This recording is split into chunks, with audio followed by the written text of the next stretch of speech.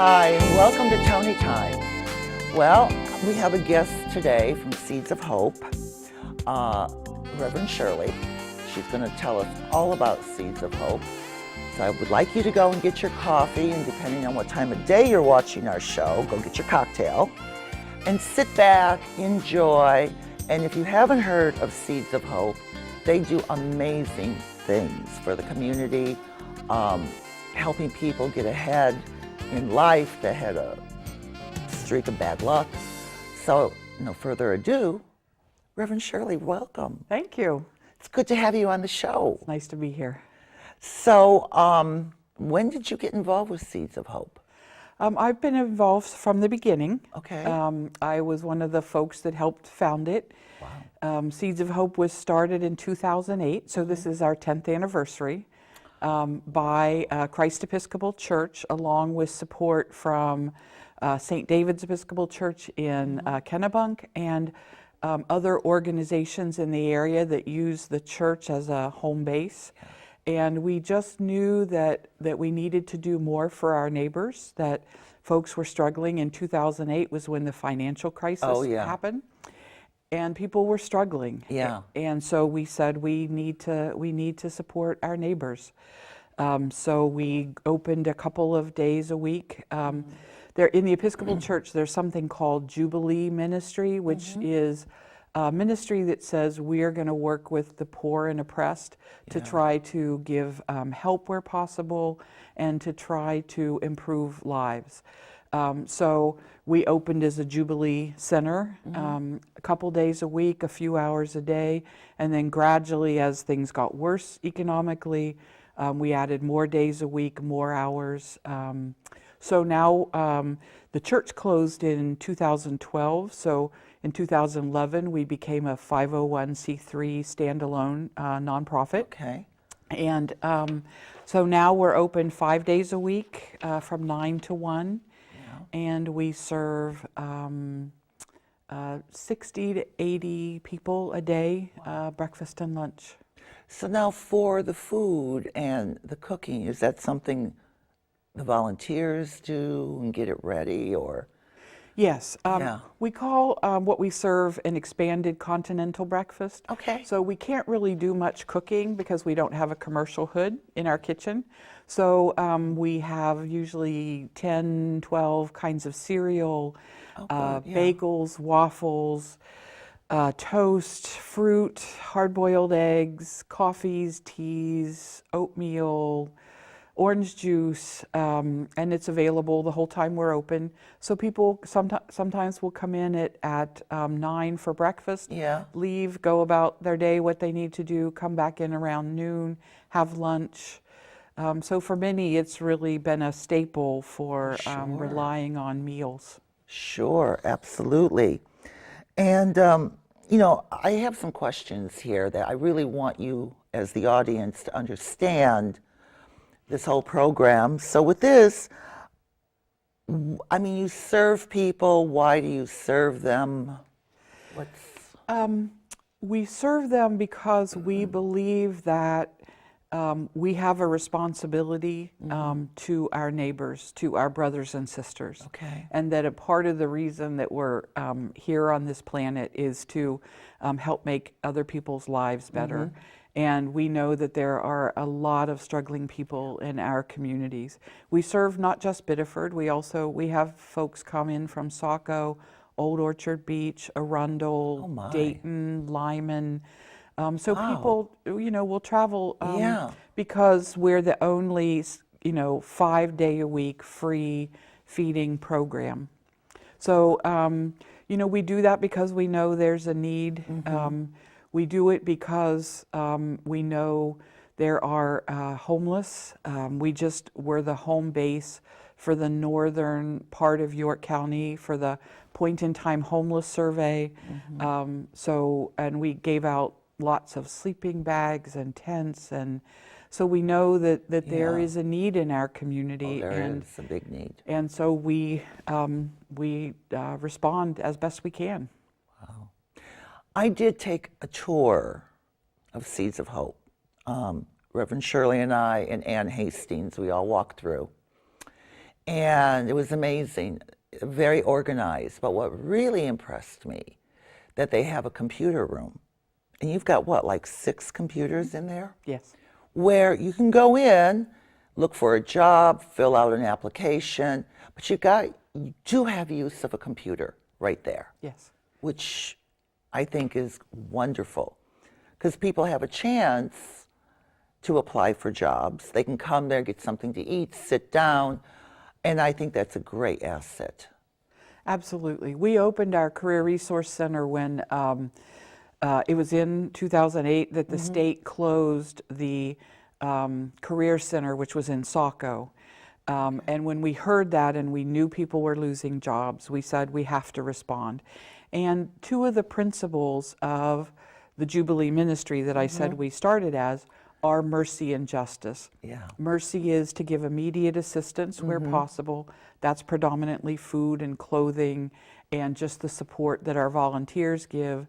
And our justice work is the Career Resource Center. Yeah. It is saying for those who are able to work, but maybe either are currently unemployed or underemployed, we work with them to build a resume, to find online job postings, which now almost all jobs you have to apply online. Yeah, you do. We help people prepare for interviews. If they want to do mock interviews, we can do that with them.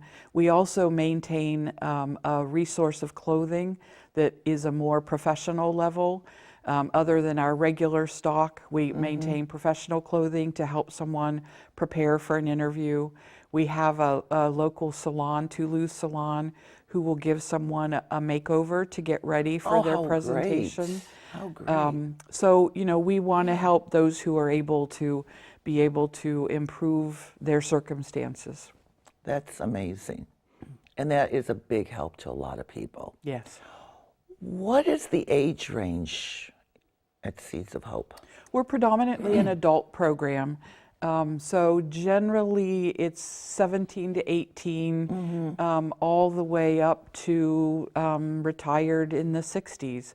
Most people, I would say, fall in the 30 to 50 category, but we do have some young adults who come through, and we do have retired folks who are on a fixed income and just don't have enough resources to get by. Or the other part that's so wonderful about our place is it's very social. It is. So for some, they just come and spend an hour or 2 because they love hanging out with each other, and they know they're not going to be judged there and that they're going to be welcome. Yeah. It's a very warm environment. Everybody, I mean, when I walked in, people were sitting at tables, having coffee, talking, and I think I got there about 11 o'clock or so. And it's a very warm, bright environment, and I felt good while I was in there. And volunteers. Yes. How can someone volunteer? We will work with people's schedule. Most of our volunteers work 1 day a week, and it's basically a 4.5 to 5 hour shift. They arrive at 8:30 and get all the food put out, and then during that time, for the 9 to 1, they're just making sure the food's restocked and hanging up clothing donations and just hanging out with our neighbors. You know, being support, you know, building relationships. So we'll work with someone's schedule. We have some who can only come in for a couple of hours, and that's great. Well, you know, if someone can come in 9 to 11, or we're lucky to have a really good relationship with UNE. So we have university students will come in around their class schedules, and they're fabulous. Oh, yeah. They're fabulous. They add so much to our program. So we're delighted. We have some who do, you know, brief 10 to 15 hours, and others come in for internships and will do 100 hours. So we're really... A great marriage there. It is. It's a wonderful relationship. Yeah, definitely. Because I work with the students too. And I know, you know, they are just enthusiastic. They are. They really are. And, you know, for some of our neighbors, college has never been something that seemed like it would be a possibility for them. So they really enjoy meeting young people and learning about careers that they may have never experienced. Like we always have OT students. People don't know what occupational therapy is. No, So they the don't. students are happy to share that. And they love learning about the dreams that young people have that maybe they weren't able to ever access. Exactly. That's great. Now, if someone wants to become a volunteer, do they call you? They do, yep, call Okay. and schedule an appointment to come in. I would have them shadow the volunteers to make sure that it's what they want to do. It is, you know, because we're so busy, because we serve so many people, you don't have much time to sit down and rest. I mean, we encourage volunteers to sit and get to know our neighbors, but they're also really busy. So they need to watch the work and make sure it's what they want to do. And then absolutely, if they want to do it, we have an application for them to fill out. And then I do a pretty extensive training on policies, procedures, risk management. And then they dive right in, and we have just an extraordinary team of volunteers who are so dedicated, you know, 1 day a week, 52 weeks a year, because we rarely close. And they just give of their time and energy and their compassion. So if there are folks out there who have an interest, I'd love to talk to them. Yeah, so please, if you have some time, you want to help your neighbors, call Reverend Shirley. Go in there, you'll be amazed. So of course, you have the clothing, and you know, you can supply that. They have somewhere to go to get their hair done and a makeover. Now, you have health offerings. We do. What is that exactly? We have a number of different kinds of health offerings, and they're all free. We have a relationship with the Franny Peabody Center, which is out of Portland. So once a month, someone comes in and does free hepatitis C and HIV testing. And then should there be a positive result, they do referrals on where they should go from there, excuse me. And we also have free flu shot clinics. So we make sure that usually they're in October to make sure people get covered for the flu season. We have representatives come in from different organizations like the Coastal Healthy Communities Coalition. Their SNAP educator comes in and talks about healthy eating. She'll bring in samples of food and recipes. And she also works with our neighbors on how to shop for healthy alternatives when you're on a very limited budget. Wonderful. We've also had blood pressure screenings in the past and just a general kind of medical evaluation review. So we listen to our neighbors and hear what their needs are and try to respond because we have a medical school so close by. We do. You know, we try to respond as we can. Yeah. When the students come in, now I'm familiar with OMM, and I go to OMM. So do I. Do you too? I know. do. And for the audience, it's free. You call UNE for the OMM department. And the students are practicing on giving you a holistic massage. And you are, you know, I mean, they're going to ask you your questions, you know, about your health and whatever, because this is what they're learning to do. So you're helping them learn. And then a doctor comes in, and if you're tense in your neck or whatever it may be, they have a way, and you know this. They do. Their fingers go right to the pain, and they uncoil the tightness of your neck, your shoulders. I think it's a wonderful program. It is, absolutely. I mean, it is really a wonderful program. And if you haven't gone yet, it's in the Alphonse building. And it's wonderful. And it's free. And the students get to practice. Yes. And we feel better. Yes. I know. It makes a big difference. It does. So I just wanted to remind the audience, you can do that too. Now funding. Tell me about funding. We receive funding in a variety of different areas. We do, one of my primary responsibilities is grant writing. So we write grants to different organizations, foundations, and other organizations. Banks have foundations. So we've been pretty successful with that. We also do 2 major fundraisers a year.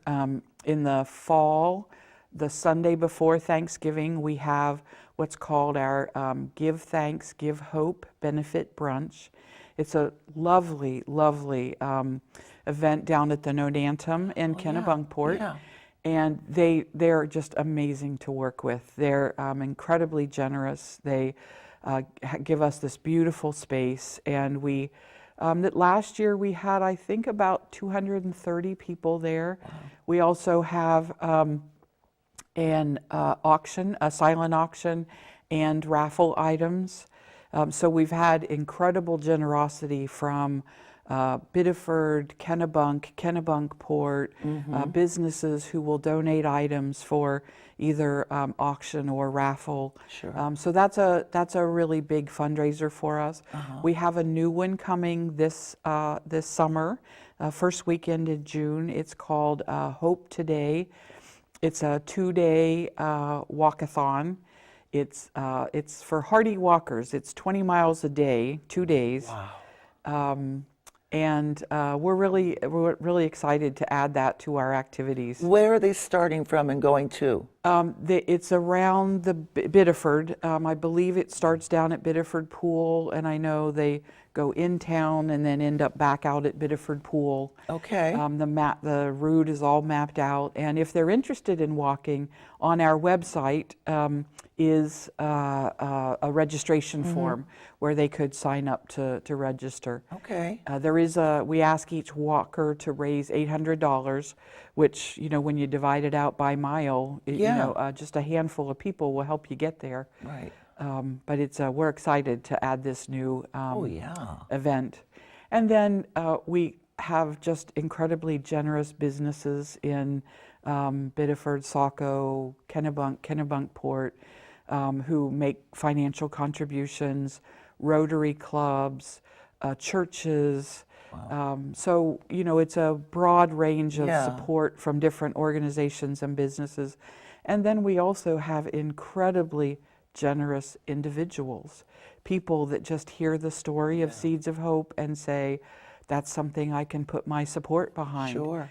And you can donate either online on our website or send a check to the center, either way. Okay, well, all that information will come on at the end of the show so people know. Tell me some stories about people. I mean, tell me a story. Okay. I have a couple of wonderful stories. The first is a young woman that we were working with who went through a period of a few years of some difficulties in her life and really wanted to get things back going again. And she came into our Career Resource Center and started working. At that time, we had a UNE student who worked at the Career Center at UNE, so that's where he wanted to volunteer. And he worked with her, getting a resume together, and because she needed to recertify in her particular professional area, helped her find online sample exams so she could get herself prepared to recertify. And she also worked with the folks at the Biddeford Adult Education.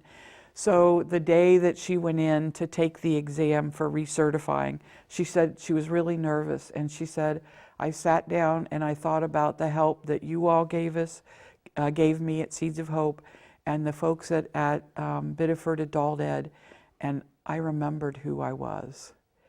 Wow. And that story just has stuck with me, that she remembered. She's now working in that profession. She passed her exams, she's working and is very successful.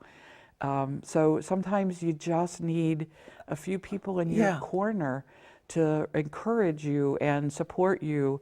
And then, she rediscovered herself. And that's what it takes. Yes. I mean, you don't know her complete story at the beginning got her to where she was at. But I think most people just need that helping hand, you know, because it's confusing on the computer. It's intimidating for some people. And if your self-esteem is low and you're just feeling really bad, it's just overwhelming. So to have someone there to help. Absolutely. Yeah. And just to believe in them. Yeah. Because sometimes people lose belief in themselves.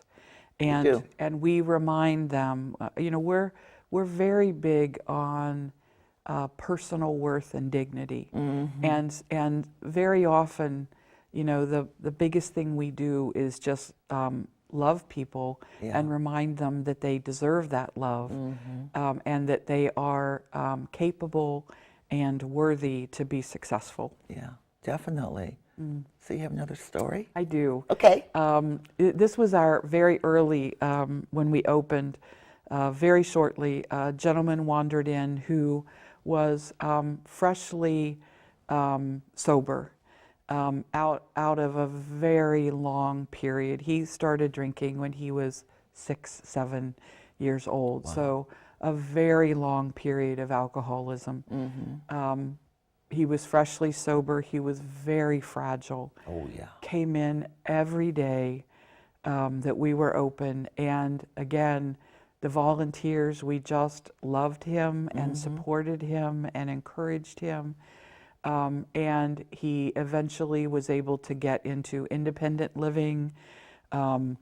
He started out in a group home, was able to then live independently, and was really, really making some huge progress.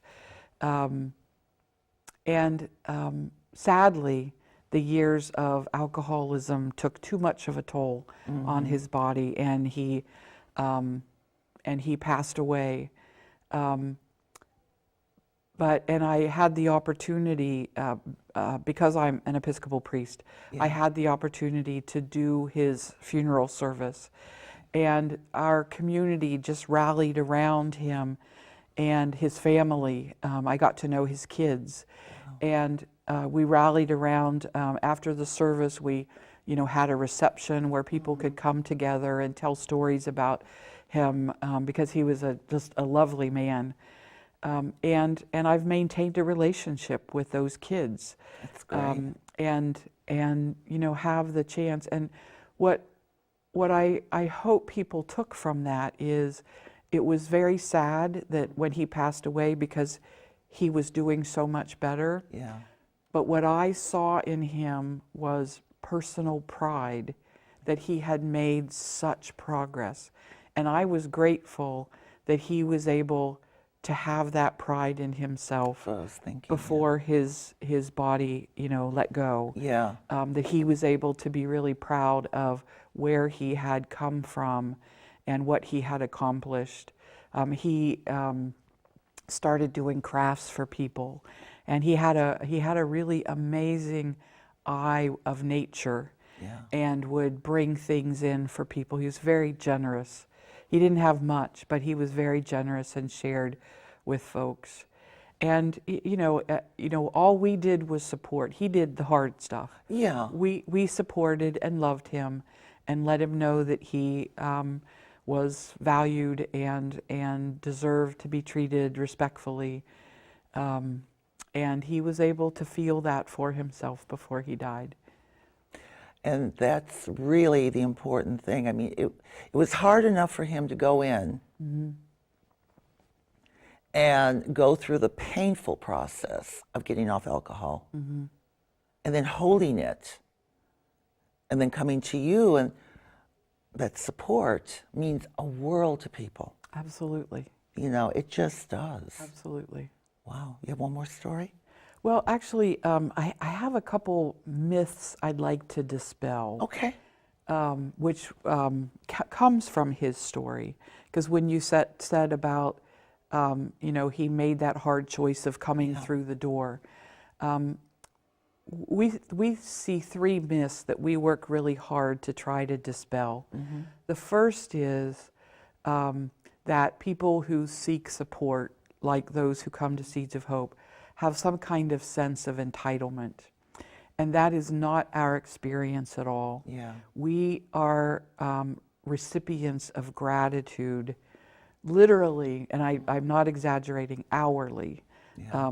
Not just daily, but hourly. People are thanking us for the food, for having a warm place to be, for having someone who will just listen to them. You know, people are constantly coming in saying, will you pray for my grandmother? Will you pray for this family member, you know, who's ill?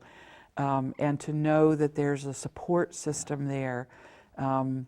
So there, we experience no sense of entitlement. No. We experience nothing but gratitude.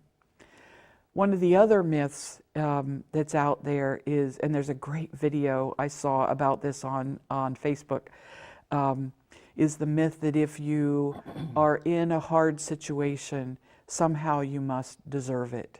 Oh. And, you know, that comes from a very long line of, speaking as an ordained person, some church messages are that, you know, if you are ill or if your family is in a bad situation, it's this bad karma that happened because you did something to deserve this lot in life. And that is not true. We have folks who come in who work 2 or 3 jobs who still can't make ends meet, Right. who have had horrible life circumstances happen, not of their own making. No.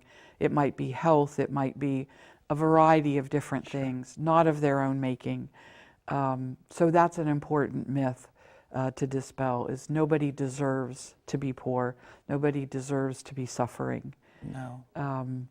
And you know, the second myth I've heard, and you can't judge people for what their life brought them to. Absolutely. And you're absolutely right. I mean, you never know what the circumstances are. Mm-hmm. You know, I mean, people who have a myth about that make me very nervous. I really don't want to know them because you can't judge another person. No. You don't know their story. That's right. And the first one I never heard of. Second one I did. And it's just not right. Yeah. Well, the third myth is, which is, again, one of our foundational principles, is there's a myth out there in the world of scarcity, that there are not enough resources for everyone. And we operate under a philosophy of abundance. We believe there is enough resources to care for everyone. And that's how we operate at the neighborhood center.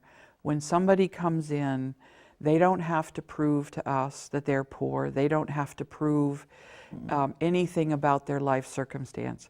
If they walk in our door and want to eat, they eat. Right. If they want clothing, they take clothing. If they want support, companionship, help finding a job, because we have an abundance of caring from our volunteers to help make that happen. My job is to raise the money to make sure that we don't ever have to make someone feel like they have to beg. If someone wants 4 hard-boiled eggs because they don't know when they're going to eat again, they can have 4 hard-boiled eggs. They can have 3 bowls of cereal. We're lucky enough almost every day to offer a nice homemade warm soup. If they want a couple bowls of soup, there is enough in the world to take care of everyone. And we want people to feel secure in our environment anyhow, that they can have what they need and take what they need. Well, there's a fear factor in the world. And if your self-esteem is low, and you're going through rough times, almost every marketing and every tool out there is fear, fear, fear, fear. Yes. And it's like you just said, no, there is enough. Yes. You know, I mean, people get involved about what's going on in the government, and you can't do anything about that. But you've got to take care of your own. And there is enough. you know, but I've seen people live on fear. And that goes back to me thinking of the people who judge. Yes. Let's put more fear into the people who are already down. It's wrong. Yeah. It's wrong. Well, I just admire everything you do. And your volunteers, when I was there that day, were amazing. And it's just a warm, comfortable, safe room. And you're doing so much for the community. Thank you. We're very proud of the work, and I'm especially proud of our volunteers who are just so dedicated, and we have an amazing board of directors that believes in our mission and does everything they can to make sure that our mission can continue. And just an extraordinary community that has supported us and loves us and make sure that we can continue to do the work we do. Tell the audience the story you told me when I was there about City Hall calling you. Oh, yes. Yeah, I remember that. Yeah, a few years ago, it started when we were having a really awful stretch of hot weather. And they knew that we closed at 1, and they called and said, do you by any chance have air conditioning? We're really worried about people with breathing issues with this heat. Could you stay open later in order to give people a longer chance to stay out of the really bad heat? And we had a clunky air conditioner, but we had one. So we said, come on over, we'll stay open later. And from then on, we, in excessive heat, we'll stay open longer. And in excessive cold, we stay open longer. And are in regular contact with the city to say, you know, what's your sense? Because, you know, they get regular health updates. What's your sense? Should we be staying open? So when we had that really bad cold stretch a month or so ago, we stayed open several extra days until Bon Appetit, which is across the street from us, which is an evening meal program, until they opened. So we made sure people had a warm place to be. We also, during those really, really cold nights, made sure that everyone who was homeless at least had a couch to sleep on. We wanted to make sure that that nobody was outside, even though, like, we give out sleeping bags that are rated down to -25. But still. But they should not be outside. No. So we made sure that everyone, and as a matter of fact, it was a very cute interaction. I heard a woman speaking to a guy who is homeless, and she said, you know, I don't like you very much, but you can sleep on my couch because nobody should be outside. Oh, yeah. And it was just a very honest interaction of, okay, you're not my favorite person, but I care about you enough to give you a place on my couch. And that's really, I mean, that's really what, I mean, it's a community. You know, we've been able to help form a community of people who care about each other, even when they may not like each other very well. They care enough to take care of each other. Well, City Hall, I mean, I think it's a great marriage there. Absolutely. I mean, for them to call you, you call them. Can you stay open? Absolutely. So, I mean, we're running out of time. It's unbelievable. Is there anything you'd like to add before we have to go?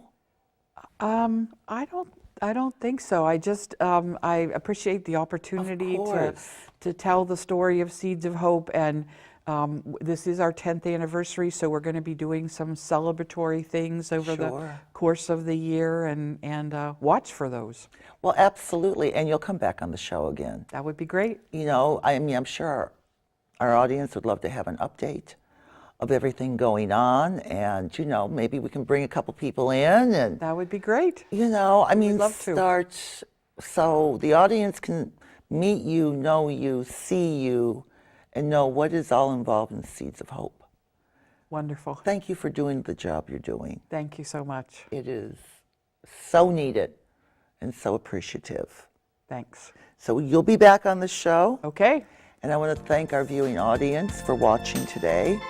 At the end of the show, you're going to see all the credits coming down. So if you got some time, one day a week, make a phone call, go down, volunteer, be a part of this wonderful program.